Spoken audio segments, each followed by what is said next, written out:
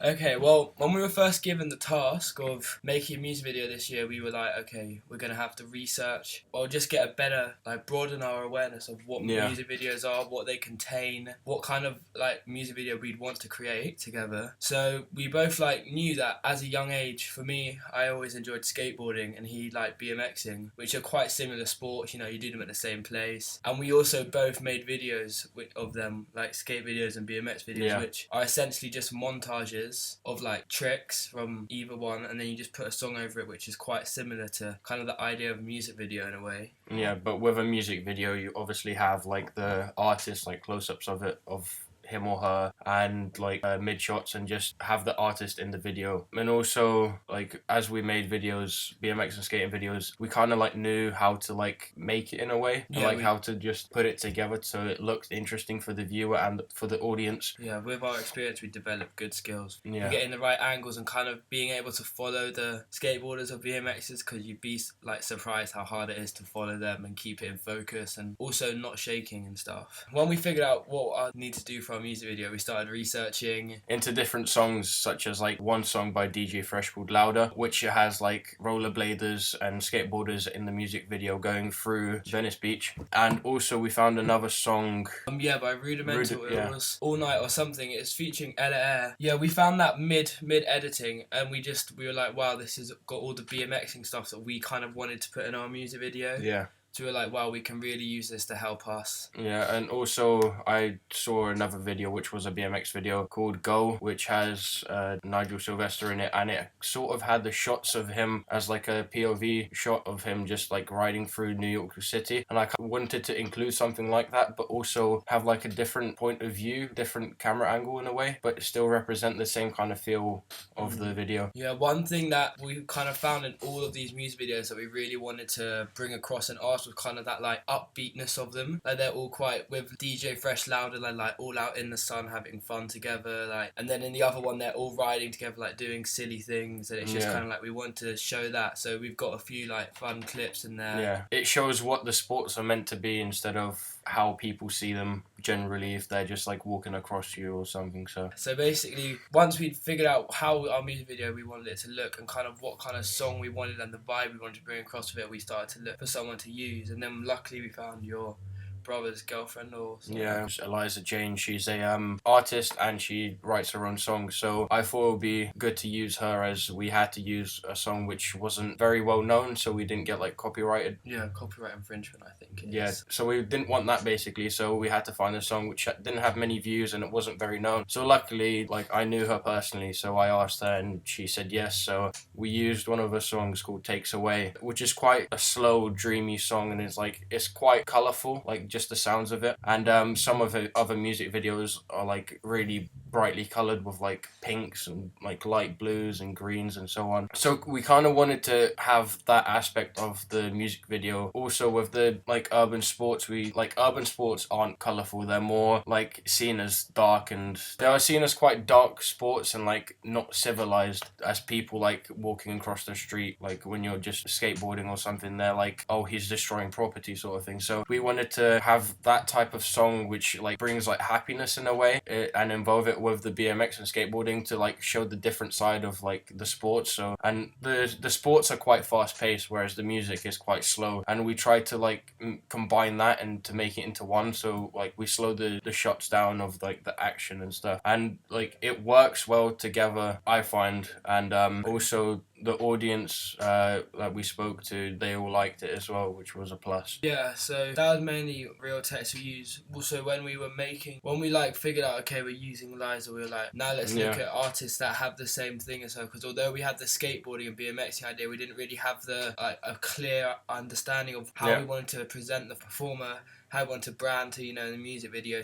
I'd say that Liza's kind of a hybrid between dream pop and electric pop in a way. Yeah, like on her website it says that she is an experimental trip pop artist. So we wanted to find something that an artist which is similar to her, which has like the same sort of style and like other styles just like slightly integrated into it. Yeah, so basically we just looked at artists that were similar to that to help us get an understanding, which was good. But I'd say like the main thing we did was kind of look at Liza. As she was already an artist herself, we could kind of get an idea of what she was going for and then be like, okay, let's develop and adapt that idea so that we can change it and give kind of like present it in our own way. Like we tried looking at big pop stars, but not many of them kind of do the same thing that Liza does. So in that way, Liza was kind of special to us. So we could really experiment with how we branded her.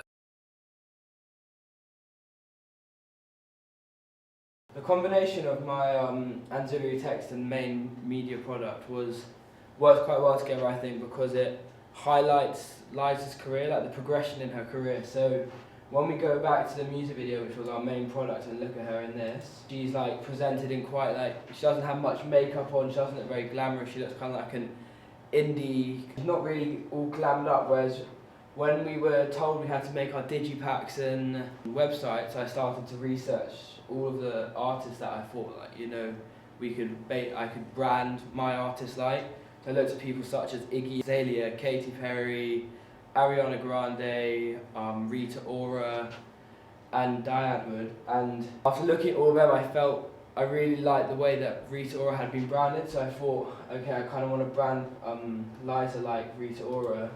So when we did the photo shoot, I looked at Rita Ora's recent photo shoots and kind of got the idea. And one thing that I really liked about Rita Ora was one of her most recent photo shoots for, I think it was Vogue magazine, is she used like red lipstick in them, and I thought that was really powerful and worked well, and it was really good contrast with the background. So yeah, I used that.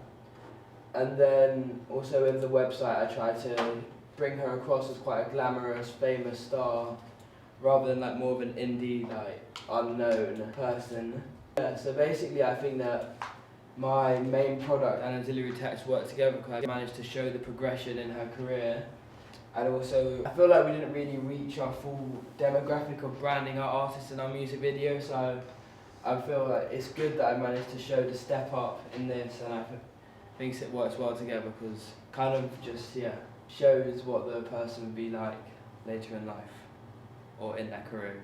I find that the combination of the music video and the website and the digipacks work well together as they combine different genres and create something new.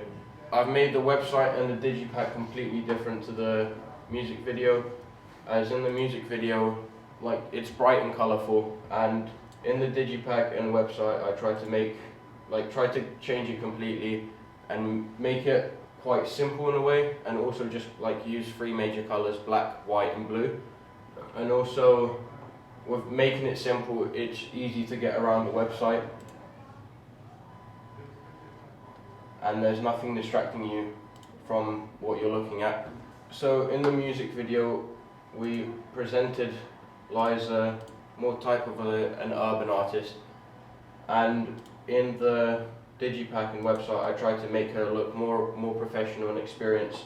Also in the digipack, one of them I tried making it look really simple and just it's nothing to it really. But in this one above I tried to make it quite complicated in a way and more club and event like. But with the website I just kept it plain and simple. Okay, so we showed our music video to 4 different people to use as our audiences, and then we showed them our music video and the digipacks, and we just kind of wanted to get an idea of what they thought about it, what we think we should change. So we asked them a few questions, which consisted of... Yeah, we asked them 4 questions, and like these were: does the song go well with the video? So the BMX and the skating, does it go with the actual like flow of the music and so? Could you imagine the song on the radio station, and if so, what radio station? Does the genre of the song remind you of anything else? And also, would you listen to the song, and if so, why?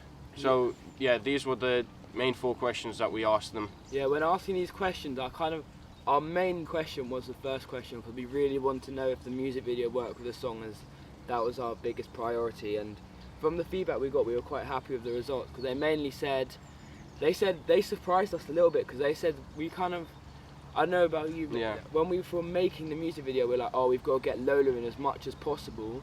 And they were actually like, oh no, we prefer like the skateboarding, we really like the way it goes with the song and the BMXing and all the action shots. So that really helped us because we added a lot more action and skateboarding shots than we would have. Yeah, we didn't expect the response though. We thought they were going to say that we needed more of the artist in the music video, but in fairness, they said the complete opposite, which was quite a big surprise to us. And then with the genre reminding them and stuff, they gave us a mixed response, but they said it reminded them a bit of electronic music, chill music, and a bit of trip hop, which is mainly our genre, so that was good. Like the electronic was a bit surprising, but I could understand how they'd see that. They said they could imagine it. What radio station was it? Chill FM? Yeah, Chill FM and like quite urban stations, not very mainstream ones. Then again, they said one of them did say that they could imagine it on like Capital or something, because I feel like the music video we gave it kind of a mainstream vibe as well as and also like with the music video we tried to merge. We wanted to mix the action and the tempo of the music, so it merged into one, and so basically just be like exciting for the viewers and our audience. Yeah, so like we slow-mo down a lot of the clips of the skateboard and BMXing. I think we slow-moed all of them.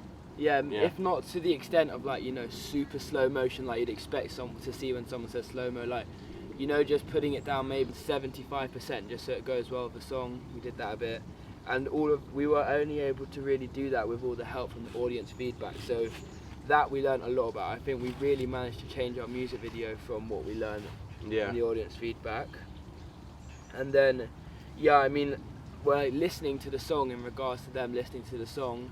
They just said some of them would, some of them wouldn't. They just said it was like they liked the song, and that's more personal preference. That didn't really help us that much in learning the audience feedback. So maybe we should have done a different question. But yeah, we should have probably asked a different question, because it's not. We didn't try like get them to say personal preference. We wanted like to have a wider range of feedback from people, not just I would listen to this song because I like how it flows. Yeah. But I think we really did learn a lot about the audience feedback. From the audience feedback we did really learn a lot, and I just really think that it was good that we did it, obviously. And really, I reckon if we didn't have like the audience feedback for our music video, it wouldn't be as good as it is now. Yeah. Just because it's like our own two ideas, and that's it. There's like no one else involved. Whereas with the audience, there's more people involved. They could give us like good feedback or bad feedback depending on like how they see the video.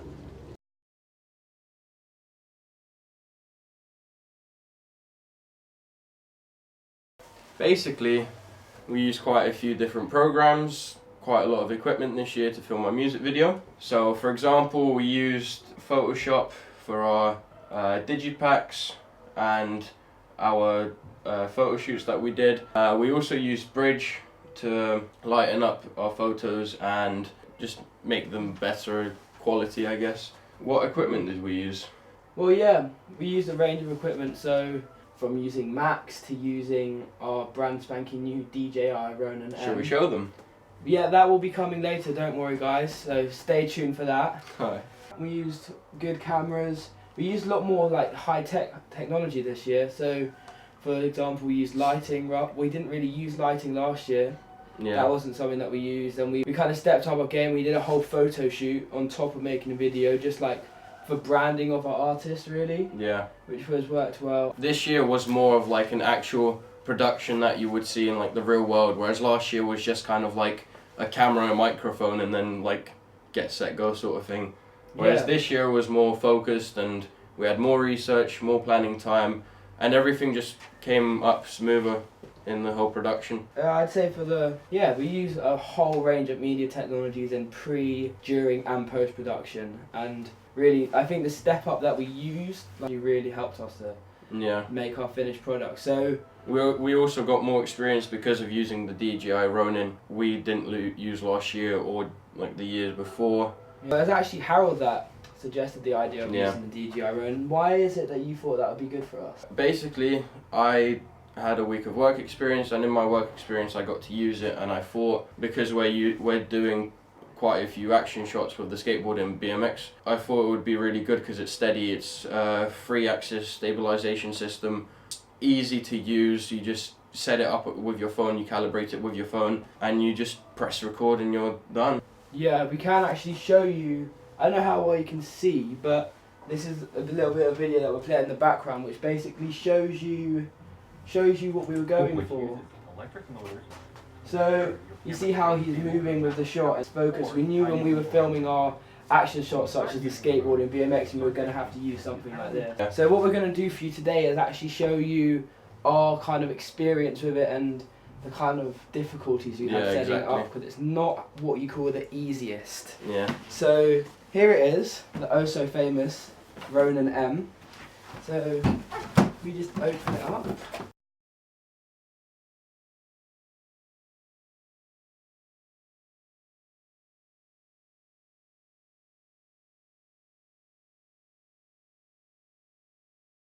Okay guys, so we're back. Now we have shown you how we set it up, and here it is, all set up, nice and pristine, DJI Ronin M. Now, it was pretty easy to set up, and when we got it, and yeah, Howard's going to tell us about the app now. So with the app you download on your phone for free, you register to the site and basically you find your device on it, and with the device what you could do, you can calibrate the whole Ronin with the tilts, the pans, and for example, if the camera's facing towards you now, like you can change the degree at which when you spin your, like when you twist your hands, so the camera spins with it. So basically we set it to 30 degrees, so we only had to move 30 degrees with our hands in one direction before it starts panning. This was like the perfect angle for us, just because every shot we did was quite fast and it was fast paced. But yeah, with the app you literally do everything with it. You can change like how high or low the camera is, how far it pans, how fast it pans, how fast it tilts. Basically just all the angles to do whatever you want for it. Yeah, this is it. As you can see from the evaluation, we've spoken about this DJI Ronin a lot, but that's because that was like our biggest thing that we used for music video. I think it affected it the most. It had the biggest effect on our music video because of this. Like without this, I reckon our music video wouldn't look as good as it does now. Yeah, all of the shots that we got that worked really well were with this. The first day we went out filming, we used it, but we didn't use it to its full potential. So then when we came back, we're like, okay, we need to do pickups and really take advantage of having this amazing piece of equipment. So that's what we started to do. And also, so now that we've covered DJI Ronin, we might as well talk about some of the other equipment that we've used. Obviously, we used the 7D, and then so we had the tripod. Yeah, so this was a really good tripod for us, as it was really sturdy. Like, it's not one of those cheap tripods you can get. The only reason we used the tripod is just to get steady shots. We didn't tilt with it, we didn't pan with it. It was just to like get the close-ups and the mid-shots of our artist. Yeah, and also when we used the photo shoot, we did it. Yeah, so the photo shoot, let's just talk about that for a little bit. That was kind of a step up. Like as I was saying earlier, that was a step up from last year, because we were in a studio, we used the camera with a remote radio off-camera flash with a softbox. Yeah. I think it's called. It's with the softbox, yeah. Yeah, and that's basically, so it's just the flash is linked to the camera. So basically the light is softer and not as harsh on the... And I was pretty happy with my picture. Yeah. I don't know about you, but we both managed to get some pretty good pictures. And what I thought was good about that was, even though we're in the same place, we managed to brand our artists in two completely different ways. Within like, say 45 minutes, we each had like 20 minutes or so of like actually shooting our artists. Benji shot Lola first, and yeah, we had like a completely different look, and we managed to do it just really quickly, which was nice. And by looking at our photos, you probably don't see that it was taken in the same day. So yeah, overall with our media technologies, we used a lot of media technologies in the construction of our music video. I think that's about it really. We've covered the mains. That was the big ones. Yeah. I think that's a wrap.